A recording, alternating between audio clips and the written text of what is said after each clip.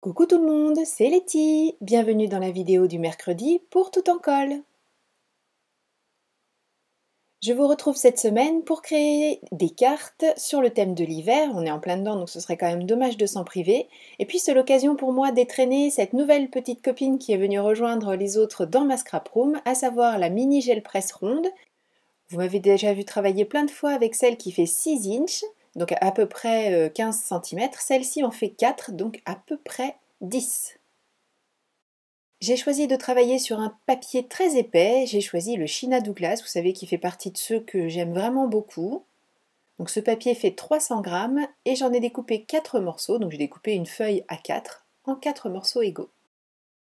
J'ai installé deux gels presse côte à côte, la bébé rectangulaire que vous savez que j'aime beaucoup aussi, et puis donc la bébé ronde. Je me suis mise sur ma plaque de verre, de cette manière je suis sûre que personne ne bouge et que tout se passera bien.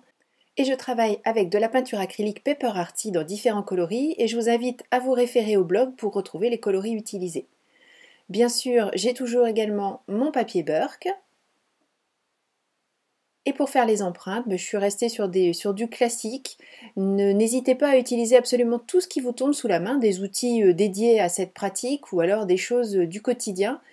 C'est vrai que moi, les conditions dans lesquelles je travaille font que j'utilise souvent les mêmes choses, mais surtout, n'hésitez pas, la limite c'est l'imagination. À partir du moment où ça n'abîme pas la surface de votre gel presse, vous pouvez utiliser absolument tout ce que vous voulez. Je commence à prélever les différents résultats, ici de la gel presse ronde. J'adore ce contraste entre le blanc et la couleur. Alors, mon fond n'est pas terminé, je vais le travailler davantage. Je n'oublie pas non plus de me servir de ce qui est sur ma bébé gel presse rectangulaire. Je lui fais subir le même sort puisque les bulles sont de sortie. Je les positionne aussi. Je mets un petit papier et lui aussi, bien sûr, je m'en servirai par la suite. Alors, pas forcément aujourd'hui, vous allez le voir, mais bien, je garde toutes les empreintes que je peux réaliser. Il y a toujours une manière de les utiliser dans son travail plus tard.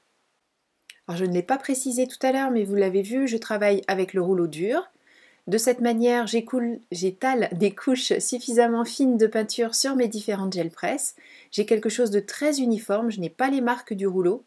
Donc ça c'est très important. Ce qui favorise ça aussi, c'est le fait de toujours passer le rouleau dans le même sens. Moi je le passe du haut vers le bas. L'essentiel étant d'éviter les mouvements de va-et-vient, à moins que vous ne souhaitiez obtenir les marques du rouleau. Ça peut aussi être un parti pris. Ici, je fais des petites rayures avec un morceau de carton ondulé, donc on ne peut plus simple. Je récupère l'empreinte laissée avec une des impressions de tout à l'heure. J'essaie de la repositionner à peu près comme tout à l'heure pour pouvoir superposer les deux motifs. Par contre, les rayures sur la bébé gel presse ronde sont sèches. Pour les récupérer, j'utilise de la peinture Amsterdam. Celle-ci a une finition irisée absolument magnifique. Je la passe sur les deux plaques puisque j'en ai suffisamment sur mon rouleau, autant ne pas gâcher. Je remets le papier comme tout à l'heure, lui c'est sa troisième passe. Je prélève la peinture et vous voyez un petit peu ce brillant comme c'est beau. La peinture avait eu le temps de sécher sur la bébé gel presse ronde. Je mets cette fois-ci toujours de la peinture Amsterdam mais une finition blanc cassé. Bon, c'est pas la couleur exacte, je vous invite à regarder le blog pour avoir exactement la référence de la peinture que j'ai utilisée. C'est pour vous donner une idée de la couleur. Et j'essaie tant bien que mal de récupérer. Voilà, j'obtiens, alors c'est magnifique, c'est très très joli, ça brille un petit peu, mais ça ne me permet pas de récupérer mes rayures, donc je repasse toujours avec ce qu'il reste sur la gel presse rectangulaire, je repasse le rouleau pour essayer de récupérer ce qui est sur ma gel presse ronde. Je remets mon papier, donc ça c'est important, donc la peinture qui était sur le papier n'est pas encore sèche, et je n'ai pas ce phénomène de récupération. Donc avant que ça sèche, je me dépêche, je prends un nouveau papier, je le positionne, alors je vérifie, oui cette fois-ci ça marche bien, donc le problème c'était que mes peintures étaient encore trop humides sur le papier et ça ne collait pas avec la peinture encore humide de la gel presse. Donc avec un nouveau papier, eh bien je récupère tout, vous voyez que la gel presse est toute propre. Du coup, j'ai ces deux papiers-là qui sont dans des coloris absolument identiques mais avec pas du tout la même finition. Le premier que l'on a créé tout à l'heure, et puis le rectangulaire qui reprend le motif de tout à l'heure, plus les rayures, plus le brillant.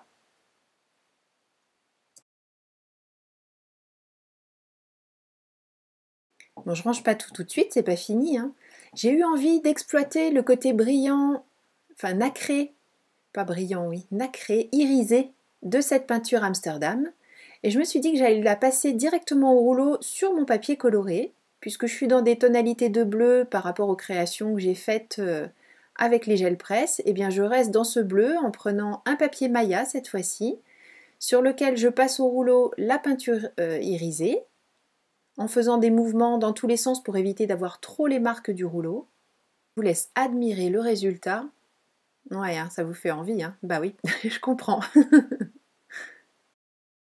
Je vais travailler sur le fond que l'on vient de créer. Pour ça, j'utilise ma presse de précision. Je reprends ma bébé gel presse ronde. Je la positionne à peu près au centre du papier qu'on vient de créer. Je rabats le couvercle et un peu comme à tampon, je suis sûre que toutes les impressions que je vais mettre sur la gel presse se retrouveront exactement au même endroit sur le papier. Je mets de la peinture bleu clair comme je l'ai fait tout à l'heure. Je roulotte pour faire en sorte que la plat soit fin et régulier. Je passe le carton ondulé dans un sens puis dans l'autre pour cette fois-ci créer un quadrillage. Je rabats le couvercle et je positionne ce motif sur le fond que l'on a créé tout à l'heure. Et la superposition des deux est juste magnifique. Alors je ne sais pas si on s'en rend bien compte à la caméra, mais en vrai c'est absolument superbe. Bon, vous avez compris, hein, comme ça m'a plu une première fois, forcément j'y retourne.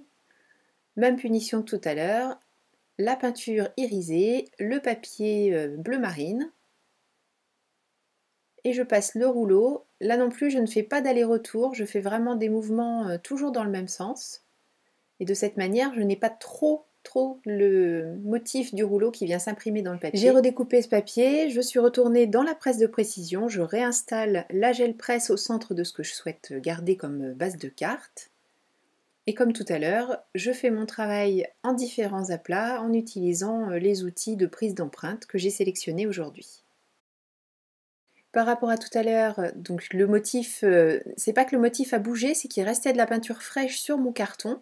Donc on a une impression un petit peu de flouté, j'aime bien le résultat, c'est pas voulu du tout, mais bon, ça fait partie de ces jolies surprises que nous réserve la création, notamment avec la gel presse. Je passe une nouvelle couche de couleur plus foncée, à nouveau les petites bulles. Et bien sûr, quand je referme le couvercle, le motif se superpose exactement à ce que l'on a déjà fait, puisqu'on est dans la presse de précision. Et voilà les deux papiers que j'ai obtenus et qui vont être travaillés en carte par la suite. Je vais utiliser tous ces papiers pour créer des cartes au motif de l'hiver, avec une inspiration un petit peu Noël. Et je commence en découpant des sapins dans ce papier. Alors je vais les découper en deux fois parce que vous voyez, je ne peux pas positionner tout le motif. Donc je vais faire en sorte que les deux sapins soient séparés. Alors bien sûr, moi j'ai choisi des sapins, mais ça marche très bien avec des flocons, avec tout ce que vous voulez, des boules de Noël, enfin peu importe. Des die assez grands pour faire un motif qui se suffit à lui-même, mais pas trop non plus pour ne pas manger tout le joli fond que l'on a créé tout à l'heure avec la gel presse. Bon, ça fait une carte un petit peu grande, je vais ramener tout ça à des dimensions que l'on a plus l'habitude de voir. J'utilise un die fausse couture rectangulaire. Je le positionne en laissant les sapins parce que ça me donne une meilleure idée de ce que je souhaite garder autour des sapins. Je passe le tout dans ma Gemini. Alors oui, je me suis permis de ne pas recouper autour parce que moi j'ai le format A4 de la Gemini, mais bien sûr si vous avez un format plus petit, il vous suffit de recouper un petit peu le papier pour que ça s'adapte à vos plaques. Et je n'ai plus qu'à coller mes sapins pour que ma carte soit quasiment terminée. C'est quand même pas compliqué, un joli papier réalisé avec la gel presse, un petit die, et on obtient rapidement de très jolies cartes. Alors vous vous en doutez, je n'ai pas jeté le papier que j'ai créé tout à l'heure, les petites chutes que l'on a gardées. Je les recoupe puisque c'est là-dessus que je vais venir tamponner les sentiments de mes différentes cartes. Le premier sentiment, je l'ai pris sur la planche Tom Magicien, et c'est un sentiment qui dit fantastique avec un point d'exclamation. Et pour le tamponner, je choisis une des Versa Magic que je possède. Je prélève le motif avec ma petite plaque. Alors il se trouve que sur la mienne, j'ai des petits repères pour être sûr que ce soit bien droit, donc je me sers de ces repères. Je mets mon encre et je positionne le tout sur la petite languette que j'ai créée avant de l'installer sur la carte.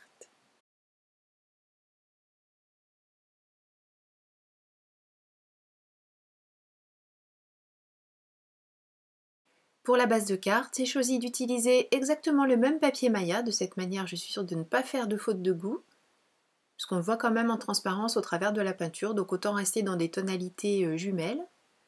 Et je recoupe le tout pour créer une carte simple, format, style carte postale. Pour la réalisation suivante, j'utilise une technique que les Américaines appellent le die inlay. Nous, on va appeler ça l'imbrication de die, c'est-à-dire que je découpe une première fois le motif dans le fond de ma carte. Je le récupère. Bon, là, je recoupe ma carte au format rectangulaire comme je l'ai fait tout à l'heure. Et puis ce motif, je vais le découper une deuxième fois, cette fois-ci dans du papier pailleté blanc autocollant. Je récupère mon motif que je positionne exactement à l'endroit où aurait été le précédent si je ne l'avais pas enlevé. Donc je remplace le motif découpé dans la carte par le motif découpé dans le papier pailleté. Je récupère la petite partie qui est à l'intérieur du sapin, puisque là elle est manquante sur ma carte. Je la colle à la colle à pointe fine, tout simplement. Et je complète de cette manière le motif du sapin avec le motif du papier que j'ai utilisé pour le fond de ma carte. Une fois que j'ai fini d'assembler tous les morceaux, je peux recouper le rectangle autour parce que franchement je m'étais très mal installée au départ, donc forcément il y a des recoupes à faire. Et cette fois-ci pour le sentiment, j'ai choisi d'utiliser un tampon et de la poudre à embosser. J'utilise également le positionneur de tampon pour être sûre de bien mettre ce motif qui dit Joyeuse fête correctement sur ma carte. Alors pour des raisons de visibilité à la caméra, là je choisis de le faire avec la Versafine, mais vous pouvez le faire directement avec la poudre, enfin le pad d'encre Wow. Je fais coïncider l'angle de mon bloc acrylique avec l'angle qui est présent sur l'outil en bois. Je positionne ensuite le motif là où je souhaite qu'il soit par la suite. Je fais correspondre l'angle de la plaque avec l'angle en bois de l'outil positionneur de tampon. Bon, j'ai nettoyé un petit peu mon tampon, pas assez bien parce que je voulais pas lâcher ce que j'étais en train de faire, mais c'est pas très grave. Je prends cette fois-ci mon encre Wow. Alors j'aurais pu rester sur la Versafine, mais comme je veux faire un embossage blanc, j'avais peur qu'on voit un petit peu l'encre noire au travers. Pour être sûr, je ne bouge toujours pas le positionneur de tampon, bien sûr. Pour être sûr, je réancre et je refais correspondre tous les angles. Enfin les deux angles, celui du bloc acrylique, celui de l'outil. Et cette fois-ci, je suis sûre que non seulement mon motif est bien placé, mais vous avez vu, j'ai pu le répéter, et je suis sûre qu'il était exactement positionné au même endroit, et que donc je n'ai pas de décalage, et que mon embossage va être très beau. Et on peut passer à la carte suivante. Vous vous souvenez de ce rond que l'on avait réalisé tout à l'heure? J'ai choisi de l'utiliser comme fond de carte. Pour ça, je passe de la distress tout autour, je vaporise un petit peu d'eau pour faire réagir la distress, et comme tout à l'heure, j'utilise le die sapin, et je vais utiliser les petits sapins que l'on a récupérés de la création précédente. Je colle sur une base de carte, à nouveau le papier bleu marine Maya. Cette fois-ci, je pose mon devant de carte correctement sur la base. Alors vous avez vu, j'ai mis de la colle sur toutes les petites pointes, hein. Il n'est pas question que ça se soulève. Par contre, j'insiste bien sur le pourtour, mais pas encore sur l'intérieur du sapin de droite, puisque je n'avais pas mis de colle à cet endroit pour éviter de le coller de travers, et je ne le mets en place que quand l'autre en fait est déjà positionné, ce qui me permet de faire quelque chose de bien fini et que tout s'imbrique parfaitement. Pour le sentiment, même chose que tout à l'heure, une des chutes du papier que j'ai découpé cette fois-ci en bannière. À nouveau la même Versa Magic. Non, c'est peut-être une tonalité un peu plus foncée, oui c'est ça. Et le sentiment, lui, vient de la planche Éclair se prépare, qui est également disponible bien sûr sur la boutique de Tout en Colle, et vous retrouvez tous les liens dans le blog. Cette fois-ci, je mets un petit peu d'épaisseur en utilisant de la mousse adhésive, et c'est la touche finale apportée à cette troisième carte. J'espère que cette série vous a plu. Pour moi, c'est la preuve encore que cette gel presse fait vraiment des merveilles en choisissant bien vos couleurs de peinture. Et franchement, avec n'importe quel die, vous aurez une finition parfaite et puis de très jolis motifs et des cartes vite préparées finalement, mais avec beaucoup de vous-même puisque les fonds gel presse, c'est vous qui les inventez. Merci beaucoup d'avoir suivi cette vidéo. Je vous donne rendez-vous très vite pour une nouvelle vidéo création pour Tout en Colle. D'ici là, prenez bien soin de vous. Créez et partagez. Gros bisous, bye bye.